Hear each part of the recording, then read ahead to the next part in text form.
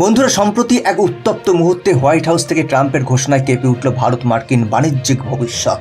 Donald Trump জানালেন ভারতের পণ্যের উপর 25% শুল্ক বসছে এবং এক অজ্ঞাত পেনাল্টি আরোপ করা হবে। এর কারণ হিসেবে তিনি বলছেন, "they are one of the highest tariff countries. We are talking to India. Will see what happen. You will know by the end of this week." এই ঘোষণার মুহূর্তে নিউ ইয়র্ক টাইম এবং সিএনবিসির রিপোর্ট অনুসারে হোয়াইট হাউসে এক উচ্চ পর্যায়ের বৈঠকে ট্রাম্প তার উপদেষ্টাদের সঙ্গে ভারতকে ট্রেড অ্যাবিউজার হিসেবে উল্লেখ করেন এবং তিনি বলেন, "India is riding the fence. We need to make them choose." এর ফলে একটা জিনিস স্পষ্ট হয়, এটা শুধু অর্থনৈতিক নয়, বরং কৌশলগত চাপও। মানে সিদ্ধান্ত দূরে নয়, কিন্তু এখনো আলোচনার দরজা খোলা। এই টানাপোড়েন কি ভারতের জন্য শুধু এক অর্থনৈতিক ঝড়? ট্রাম্প কেন এমন কঠোর সিদ্ধান্ত নিচ্ছেন? ভারতের লক্ষ্য কতটা ভাঙতে পারে এই শুল্কে?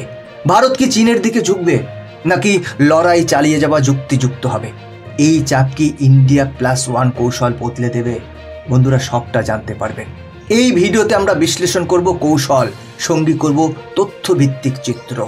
তবে শুরু করার আগে আপনি যদি চান বাংলা বিশ্লেষণধর্মী ভিডিও নিয়মিত পেতে, তাহলে এখনই চ্যানেলটি সাবস্ক্রাইব করে রাখুন, কারণ এটা আপনার জন্য 1 সেকেন্ড কাজ, কিন্তু এতে আমাদের অনেকটা হেল্প হয়। নমস্কার, আমি গৌতম আছি আপনাদের সাথে। তাহলে চলুন দেরি না করে ভিডিওটি শুরু করা যাক। বন্ধুরা, এক টুইট পোস্টে ট্রাম্প লেখেন, "they have one of the highest tariff. India is buying Russian arms and oil, part of BRICS anti US group." এর মানে শুধু শুল্ক নয়, ব্রিক্সে ভারতের অংশ এবং রাশিয়ার সঙ্গে শক্তিশালী সম্পর্ক, সব কিছু মিলিয়ে এক ধরনের রাজনৈতিক চাপ। ট্রাম্পের একজন উপদেষ্টাও বলেন, "tariff will remedy the situation."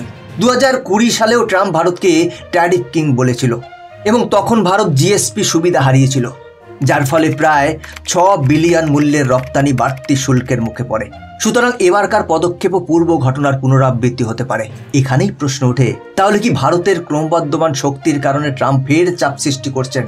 2024 সালের তথ্য অনুযায়ী ভারতের মার্কিন রপ্তানি ছিল প্রায় $87.2 বিলিয়ন, যা গত বছরের তুলনায় 4.8% বৃদ্ধি পেয়েছে।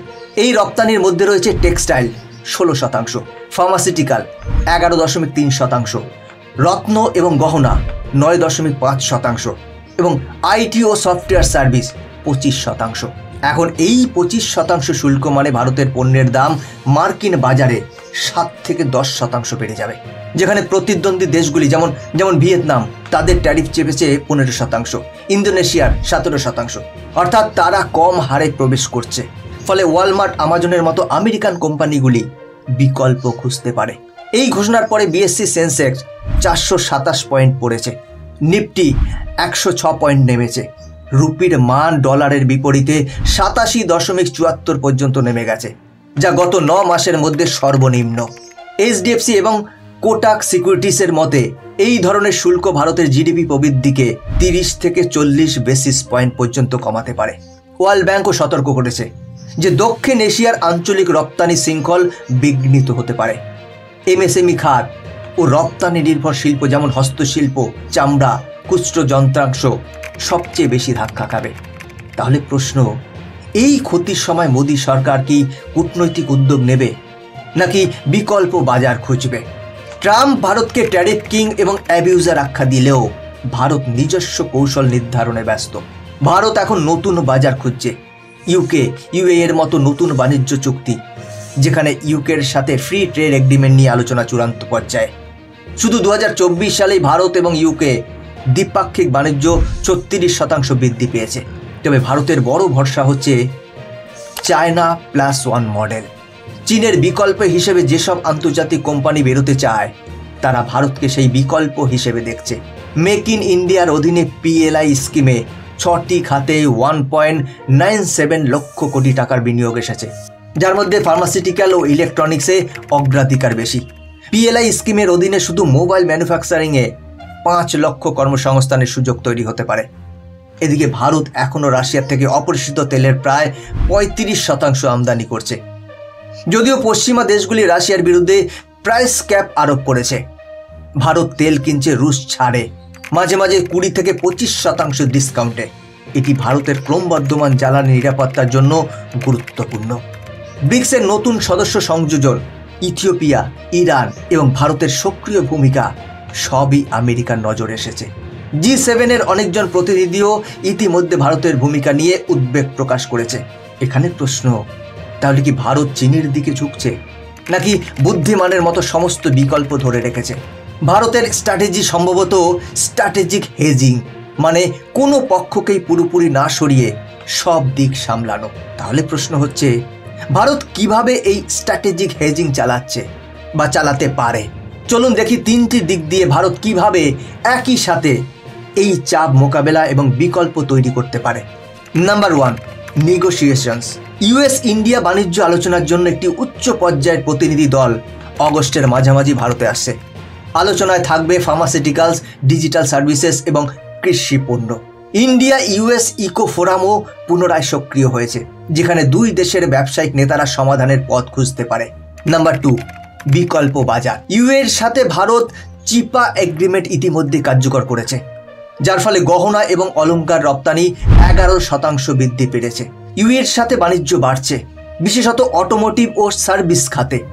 এদিকে সৌদি আরব, জাপান, অস্ট্রেলিয়ার সাথেও পৃথক বাণিজ্য সমঝোতা তৈরি হচ্ছে।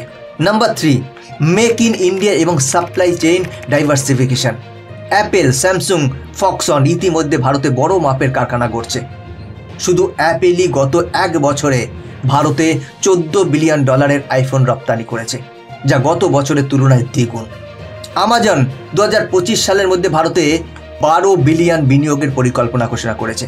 এই সব পদক্ষেপ ভারতের পক্ষে এক ধরনের কৌশলগত শক অ্যাবিউজার হিসেবে কাজ করছে। অর্থাৎ যে কোনো বিশ্ব রাজনীতির প্রতিক্রিয়া এলে ভারত তা সামলে দেওয়ার মতো প্রস্তুত। এবার প্রশ্ন, ভারত কি এই দ্রুত প্রতিক্রিয়া নিয়ে আমেরিকার বিকল্প গড়ার খেলায় অংশ নিচ্ছে?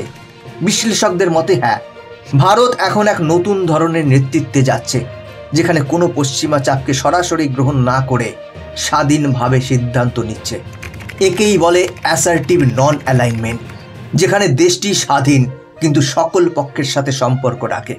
এই কৌশল শ্রীমতী ইন্দিরা গান্ধীর 1971 সালের ভারত সোভিয়েত চুক্তির যুগের নন অ্যালাইনমেন্ট মডেলের আধুনিক সংস্করণ বলেই অনেক কূটনীতিবিদ মন্তব্য করেছেন। বন্ধুরা, ট্রাম্পের 25% tariff R talking to India এই রণনীতি শুধু কিছু শুল্কের নয়, এটি হলো এক রাজনৈতিক সংকেত। এটা ভারতের জন্য একটা কৌশলগত পরীক্ষা, যেখানে সিদ্ধান্ত হবে উইল ইন্ডিয়া স্ট্যান্ড ইন্ডিপেন্ডেন্টলি আর নট ইল্ড টু প্রেশার। আপনার মতে পরবর্তীতে কি হওয়া উচিত? মোদী সরকার কি পারবে কূটনীতির মাধ্যমে পরিস্থিতি সামলাতে, নাকি ভারত চীনের দিকে কৌশলগত মিত্রতার পথে হাঁটবে? আপনার মতামত কমেন্ট করে জানান। বন্ধুরা, আজকের ভিডিও এখানে শেষ করছি। এরকমই ইনফরমেটিভ ভিডিও দেখার জন্য চ্যানেলটিকে সাবস্ক্রাইব করে বেল আইকনটি প্রেস করে রাখুন। দেখা হচ্ছে পরবর্তী ভিডিওতে। ভালো থাকবেন, সাথে থাকবেন। জয় হিন্দ।